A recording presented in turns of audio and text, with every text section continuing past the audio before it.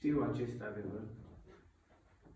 Vreau să vă întreb, se cade să faci pe plac omului sau să faci pe plac Domnului? Domnul. Așa o să fac astăzi. Știu că Domnul meu a fost și a adus mare împotrivire și știu că fariseii de pe vremea aceea și cărturarii de pe vremea aceea, datorită de desfința anumite tradiții de ale lor, au vrut chiar să sfâșie, știm că ieșea din sinagogi și ziceau că nu au reușit să pună mâna pe el pentru că nu i-a sosit ceasul. Aș vrea să mă rog împreună cu dumneavoastră, după care voi da citire din cuvânt. Tată Sfinte, Domnul nostru și Dumnezeu nostru, te rog, Doamne, în numele Domnului Iisus, dă-mi putere, Doamne. Dă-mi cuvintele Tale, Doamne. Întărește-mă, Doamne, și în primul rând deschide inimile, Doamne, ca să intre în fiecare inimă, Doamne, adevărul, Doamne, pentru că adevărul ne va face liberi. Amin. Vă rog să deschideți în cartea Efeseni, capitolul 5, cu versetul 8. Odinioară erați întuneric, dar acum sunteți lumină în Domnul.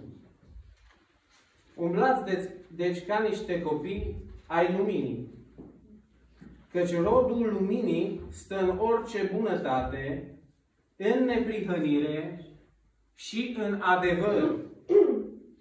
Cercetați ce este plăcut înaintea Domnului și nu luați deloc parte la lucrările nereuditoare ale întunericului, încă mai degrabă osândiți-le. Amin. Vă rog să luați locurile. Amin. Ce am să fac eu astăzi? O să vă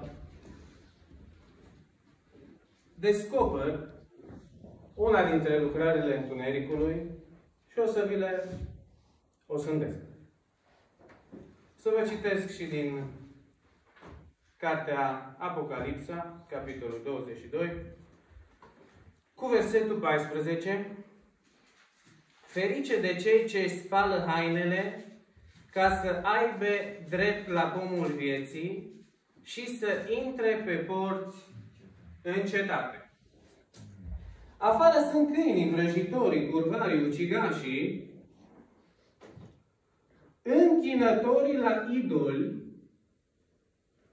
și oricine iubește minciuna și trăiește în minciună. Am stat mult și am meditat ce înseamnă să iubești minciuna și să trăiești în minciună. Pentru că stăm așa și ne gândim că o minciună este dacă vorbim obligatoriu un adevăr. Sau nu vorbim un adevăr. Minciuna este poate dacă ascundem un adevăr, se numește tot minciuna. Dacă ocolim un adevăr, se numește tot minciuna. Și a iubi minciuna este ca după ce cunoști adevărul, să continui să faci și să trăiești în respectiva minciună, căutându-ți în sinea ta niște scuze pentru tine. Acum mulți ani am locuit în Israel 1 an jumate, în care, mulțumesc la Dumnezeu, am cunoscut foarte mulți evrei, foarte mulți musulmani și am trăit împreună cu ei. Acești oameni, care toți suntem copiii lui Dumnezeu până la venirea Domnului Iisus, când vom vedea care au fost copiii întunericului și copiii luminii, pentru că, după cum scrie Matei 24, se va strânge prima dată neghina, după care vom fi strânși și noi în grinarul lui. La un moment dat am fost cu o fostă prietenă în Ierusalim, unde am fost la Biserica Ortodoxă, să-L caut pe Domnul, pentru că așa era în inima mea. această fată ebraică, când am ajuns acolo, s-a împotrivit foarte tare să intre în biserică pentru că au spus că este blasfemie. N-am judecat, am lăsat în afara bisericii, am intrat în biserică. După care mi-a explicat că ea nu intră într-un loc unde sunt plini de idoli și plini de icone. De fapt, ea, statuetele și iconele și pe toți sfinții care, frații noștri, mulți încă din frații noștri consideră că aceste lucrări sunt niște sfinți. Voi ce considerați? Lucrările astea sunt sfinte? Nu sunt sfinte. Aici este marea problemă. Eu când am venit la biserică, am venit un om liber. Am venit un om neîndoctrinat și am venit un om care Dumnezeu mi-a pus pe inimă și vă recunosc, Dumnezeu mi-a pus pe inimă să nu mă duc la nicio școală biblică, chit că am fost chemat de mai multe și de repetate rânduri la mai multe biserici unde am fost invitat. O trecut multă vreme să înțeleg de ce nu m-am dus. Și exact în ultimul ceas, după cum zicea și fratele Lică, mi-a vorbit printr-un frate Zac Pună, pentru că eram foarte, foarte apăsat în inima mea. Nu că mi-ar fi greu să învăț ce mi se dă acolo. Nu pentru că ar fi greu să pun lucrurile alea în mintea mea. Ci efectiv, era ceva în mine ce zicea, bă, nu te du acolo. Înțelegi? N-am înțeles lucrul ăsta niciodată, dar între timp am ajuns să-l cunosc, dacă atunci, la momentul acela, nu l-am înțeles. Este o mare sărbătoare, după cum și sora a zis, care urmează acum să fie. Se numește Crăciunul. Și o să citesc din Luca, capitolul 2, cu versetul 8. Păstorii din Betleem. În ținutul acela erau niște păstori care stăteau afară în câmp și făceau de strajă noaptea împrejurul turmei lor. Și iată că un înger al Domnului s-a înfățișat înaintea lor și slava Domnului a strălucit împrejurul lor. Ei s-au înfricoșat foarte tare. Dar îngerul le-a zis, nu vă temeți, căci vă aduc o veste bună, care va fi o mare bucurie pentru tot norodul. Astăzi, în cetatea lui David, vi s-a născut un Mântuitor, care este Hristos Domnul. Iată semnul după care îl veți cunoaște. Veți găsi un prunc înfrișat în scutece și culcat într-o iesle. Amin. Dați, frați, din cunoștințele mele și din toată cercetarea mea, miei în Israel se nasc în martie, începutul aprilie. Mielul divin, care a ridicat păcatul lumii, s-a născut în Israel, în Betleem, și o să vă spun și de ce în Betleem. Exact când se nasc miei. Mielul nostru, care a ridicat păcatul lumii, nu s-a născut niciodată în 24 sau în 25 decembrie. Voi deschide cartea, care este Cuvântul lui Dumnezeu, în Exod, capitolul 12, cu versetul 5.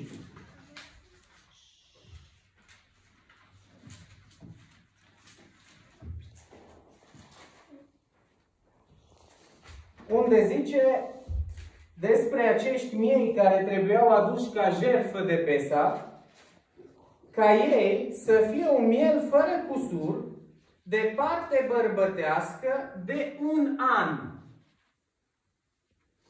Veți putea să luați un miel sau un ied.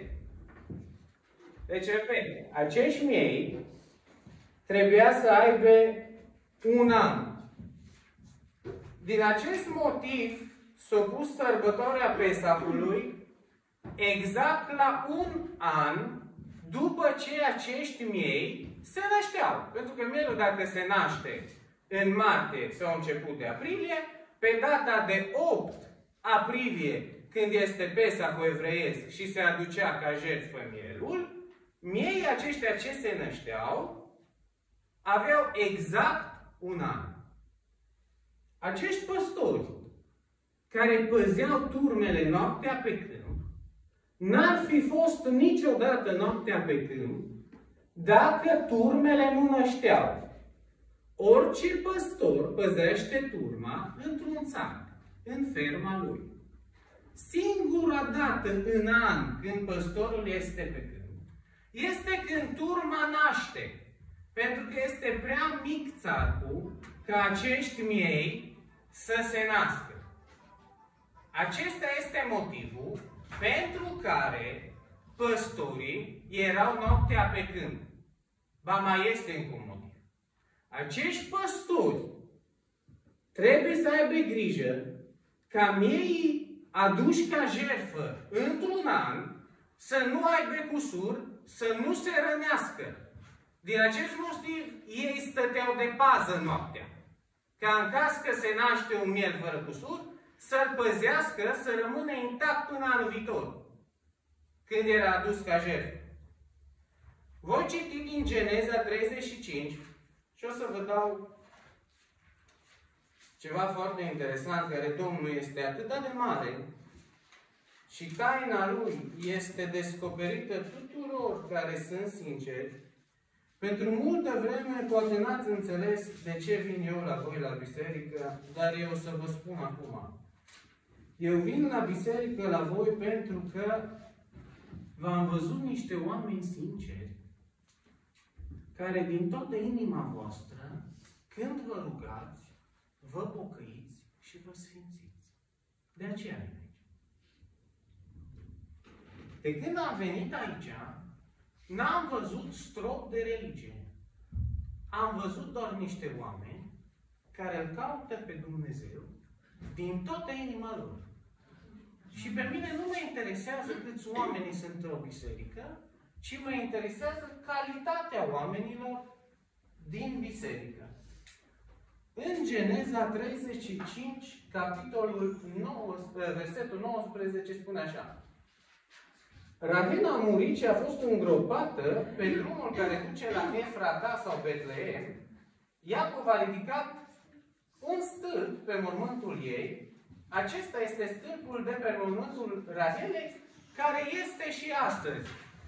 Dragii mei, de atunci până astăzi, la stâlpul Rahelei sunt aduși miei pentru jertfa din Ierusalim înainte de Pesach.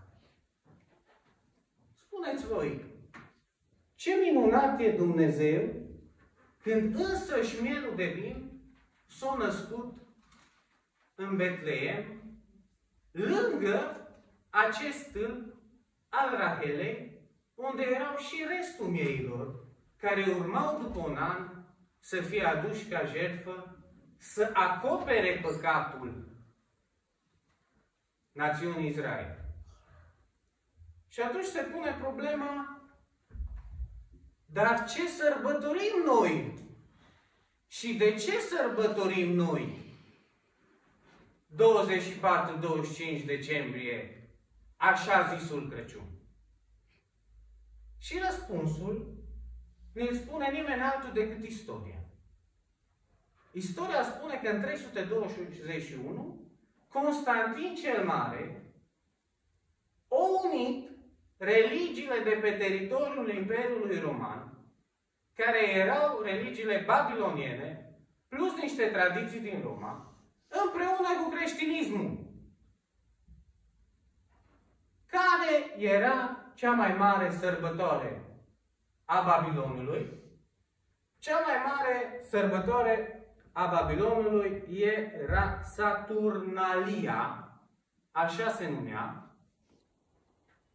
În Babilon, cu ocazia acestei sărbători, oamenii împodobeau copacul sfânt și își dădeau daruri unii altora.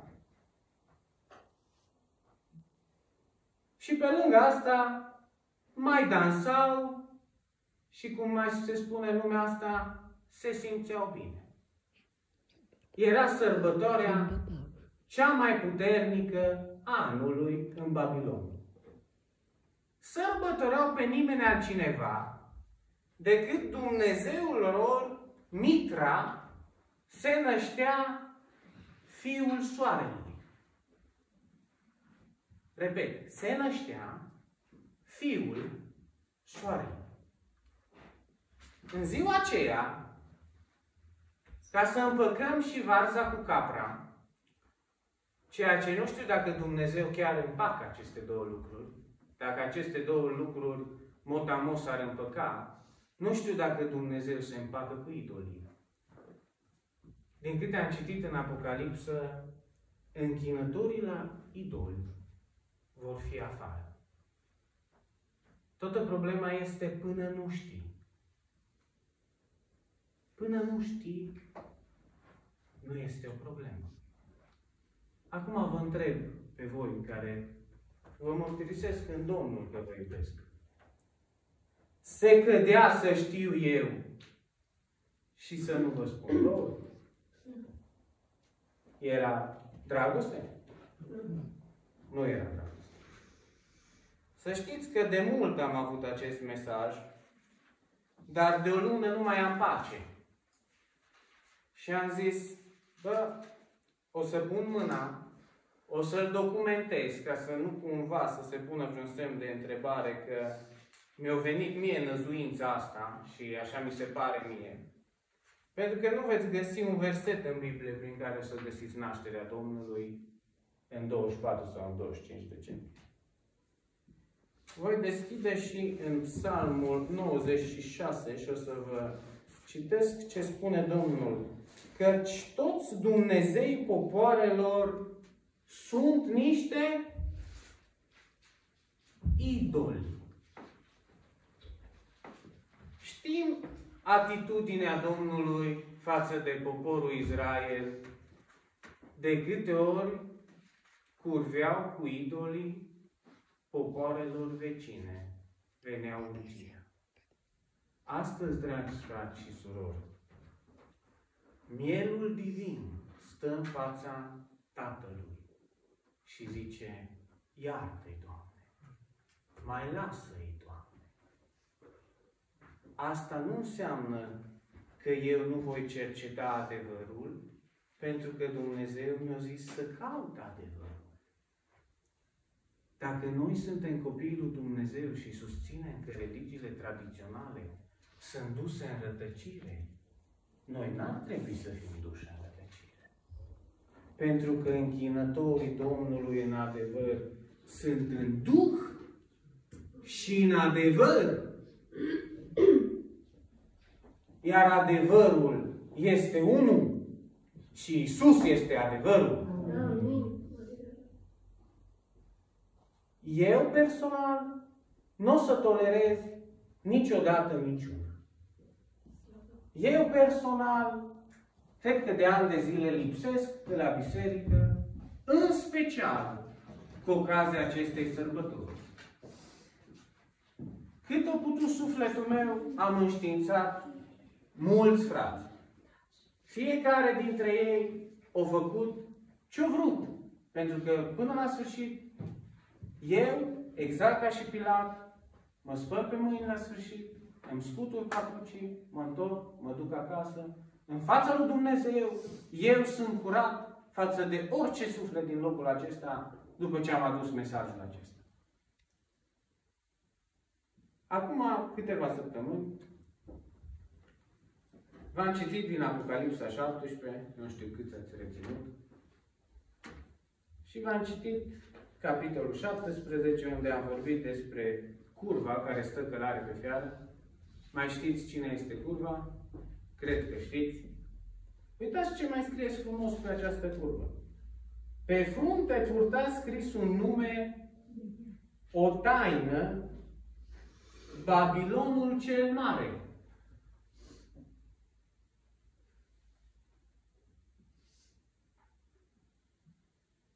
Pe mine mă cutremură, să știți. Să văd astăzi un creștinism care e condus de cineva care are pe frunte o taină și se numește Babilonul cel Mare. Dragi frați, vă știți, undeva la 50% din toate sărbătorile sunt niște sărbători păgâne. Începând de la Sfântul Nicolae, restul. Sunt frumoase și firea mea le vrea. Ce frumos e să mâncăm bine, să ne dăm cadouri, să ne bucurăm. Măcar de sărbători. Dar oare Domnul, când vede ce este ascuns în spatele acestor sărbători, se bucură așa de tare cum mă bucur eu? Au venit frații acum un an și îmi ziceau, da, frate, așa e. Dar inima omului este deschisă de Crăciun să mă duc cu colinde. Și ei mă ascultă. Eu folosesc toată asta ca ei să mă asculte. Și am pus o simplă întrebare. Cam cât s-o pocăit de când cânti? Nimeni. Așa e când te duci tu cu lucrare. Că ți se pare ție. Că doar n-ai timp restul anului să-i cânți Domnului și să-i cânți la om la inima lui. Doar atunci ai deschisă porta.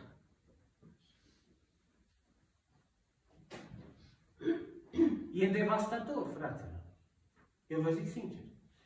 Eu am în casă situații în care oamenii cunosc adevărul, dar nu vor să se lase. Trebuie un pic brăduțul. Că doar ce are? Bă, dar nu e o tradiție. Bă, nu e o tradiție. E o minciună. Eu nu pot să-i spun unei minciuni că e un pic de tradiție. Pentru că mi s-o dat să cunosc că este altceva decât adevărat. Eu vreau, uitați, dragi frați, exact la curva acasă, în Roma, este o statuie, pe care este statuia lui Hipolitus, pe care și astăzi este scris că nașterea lui Iisus a fost în 2 aprilie. În condițiile în care ei însăși, și vă zic și anul, în 365, au descoperit că ziua Domnului și nașterea lui a fost în 24. Ce este devastator, pentru că ei, după cum această curvă este descrisă în această carte, în Apocalipsă, care Apocalipsă nu înseamnă sfârșitul lumii, ci Apocalipsă înseamnă descoperire. Când deschideți această carte, așa de mult îmi place primele lucruri ce sunt scrise în ea, zice, o carte de descoperire pentru robii mei. Și am stat așa multă vreme și am zis, Doamne, de ce nu prea înțeleg eu nimic din lucrul acesta? După care Domnul mi-a vorbit printr-un frate prea iubit de mine și a zis, s-ar putea să nu fie robul lui. S-ar putea să nu fim robii lui. Dar, cu toată îndrăzneala, vă zic, eu simt că aici suntem robii lui. Amin. Eu când v-am văzut ce vă rugați, am zis, oamenii ăștia se roagă lui Dumnezeu. Am fost la multe biserici unde oamenii se roagă pentru oameni. Ca oamenii să audă ce frumos știe să vorbească. După cum zicea un alt frate, cred că mai mult cât minte un credincios duminică, nu există zi în săptămână. Noi nici nu băgăm de seamă ce scoatem pe gurile astea în fiecare duminică. Începând de la Doamne, sunt pregătit să-mi dau viața pentru tine. I-am zis odată la niște frați, ce zici dacă intră un cu miclarier acum, să vedem cam cât stau să-și dea viața. Oricât de macabră sună. Dar noi realizăm ce zicem. Pentru că au fost biserici unde chiar au intrat. În Africa am văzut niște atrocități la adresa creștinilor din punct de vedere a ce-au făcut musulmanii, încât nici nu puteam să mă uit la poze. Dar noi cântăm. Și eu mă rog din toată inima să fie adevărat în inimile noastre. Pentru că vă văd sincer, v-am adus acest mesaj. Pentru că nu este bine. Nu este bine ca ca o minciună îmbrăcată frumos, să o luăm drept un adevăr. Este greu, fraților. Este greu, vă zic. Este greu pentru că am fost crescuți în anumite lucruri care nu sunt adevărate. Și ce este foarte interesant pentru mine în ultimii ani, mi-am dat seama că foarte multe lucruri ce am învățat la școală, ce mi s-a zis la biserică, de fapt au fost niște minciuni gogonate, prin care eu personal am fost dus foarte tare în eroare. Care nu cred că aduce cinste lui Dumnezeu. De aceea și ce v-am citit astăzi am intitulat Noi cui ne închinăm? Pentru că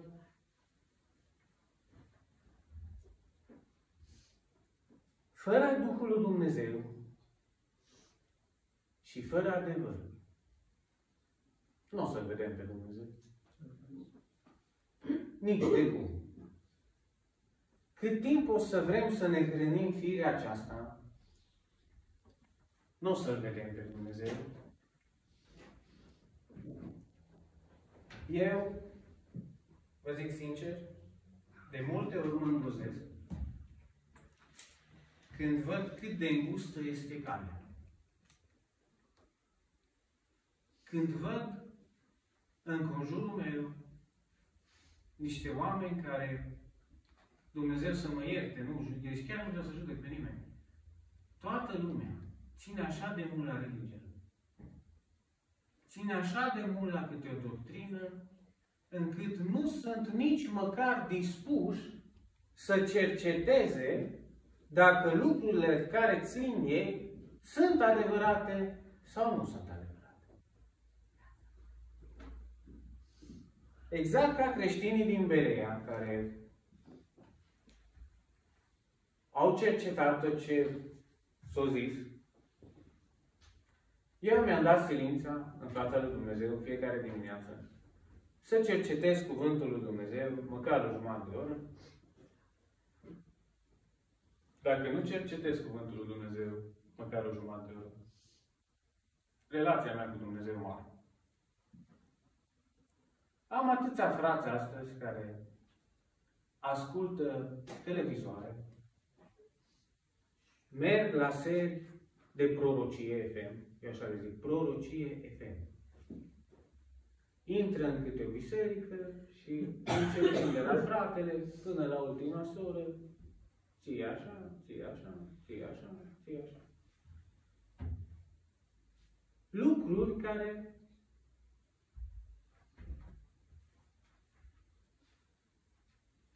sunt aici. Oile mele vor auzi vocea mea. Păi da, frați, noi suntem a Lui. Noi auzim vocea Lui când suntem în liniște, când avem pacea Lui, când suntem smeriți. Celui ce este smerit, îi se dă har.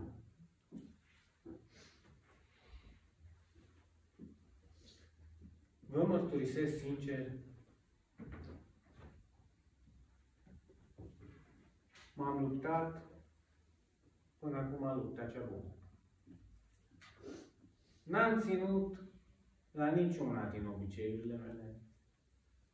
Îi mulțumesc la Dumnezeu că am avut parte de o renaștere din nou și dintr-un om care era legat cu multiple lanțuri demonice, începând de la droguri, alcool, curvie, minciună și lista continuă, pentru că cine este legat cu un lanț cam le face pe toate. Am fost eliberat de ele. Nu spun că sunt perfect, dar îmi dau toate silințele și vă rog cu sinceritate să analizați ce m-am spus eu astăzi. Pentru că contează, să știți. cui ne închinăm în inimile noastre. În numele Domnului Iisus, vă binecuvântez. Domnul să fie cu voi în săptămâna aceasta. V-aș ruga ca în fiecare vineri să postim toți împreună. Dacă Daniel, în ziua când a văzut că robia se termină, nu și-a pus picioarele sus pe birou, că avea birou și era al doilea om în trăgătoriile Medo-Persiei, ci s-a îmbrăcat în sac și cenușă și-a postit și-a cercetat cuvântul lui Dumnezeu. Trăim vremuri fără precedent, înșelăciunea este la culm de nedescris, iar dacă începem să cunoaștem adevărul, adevărul ne va face liberi. Domnul să vă binecuvânteze.